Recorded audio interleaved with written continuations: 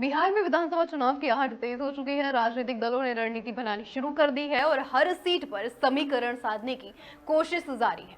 इस माहौल में हमारी खास चुनावी सीरीज सीट का समीकरण में आज चर्चा करेंगे भागलपुर विधानसभा सीट की, जो शहरी बिहार की सबसे अहम और चर्चित सीटों में से एक मानी जाती है। नमस्कार, बहुत बहुत स्वागत है आपका और मैं हूं आपके साथ स्नेहा से।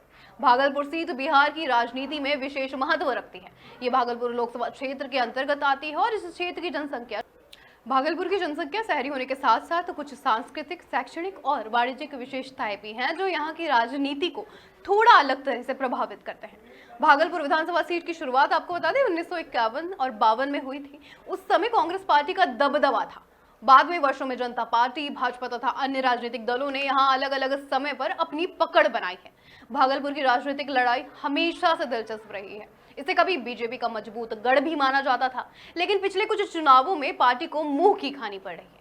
आजादी के बाद से भागलपुर विधानसभा में कांग्रेस, जनसंघ, जनता पार्टी, भाजपा के प्रत्याशियों ने अलग अलग चुनावों में इस क्षेत्र का प्रतिनिधित्व किया।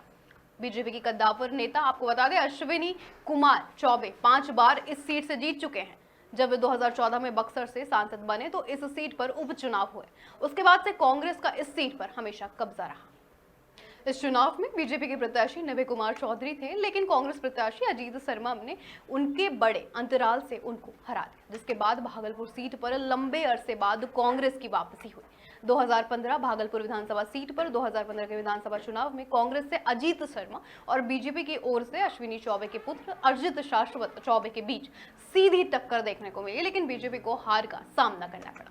वोट भी आपको बता देते हैं, अजीत शर्मा को इस चुनाव में 70,514 वोट मिले थे, जबकि अर्जित चौबे को 59,856 वोटों से संतोष करना पड़ा था। इस चुनाव में बीजेपी के सक्रिय नेता रहे विजय शाह ने निर्दलीय ताल ठोक दिया था, क्योंकि उन्हें 15,222 वोट हासिल हुआ था।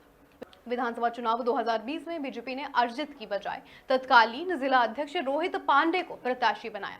हालांकि वह बेहद कम अंतराल से चुनाव हार गए।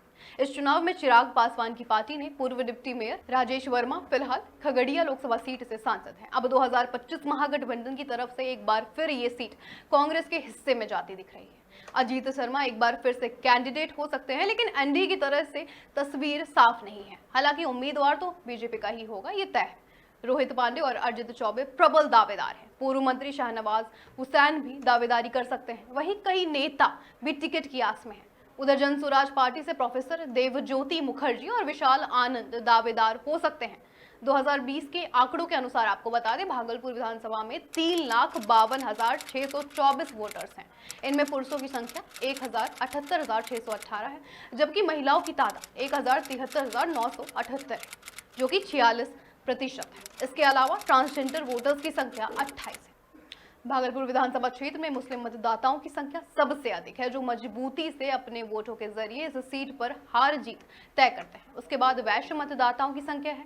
ब्राह्मण, राजपूत, भूमिहार, दलित, कुशवाहा, गंगोता और यादव समेत अन्य जातियों की भी हिस्सेदारी रहती है। इस बार की लड़ाई भी कई मुद्दों को लेकर दिलचस्प हो जाएगी, जैसे कि आपको बता दें एयरपोर्ट, बुनकर कल्याण, ट्रैफिक व पेयजल से जुड़ी समस्याएं भी। साथ ही जातीय समीकरण भी इस सीट पर हार और जीत को तय करेगी। आज के लिए सीट के समीकरण में इतना ही। नमस्कार।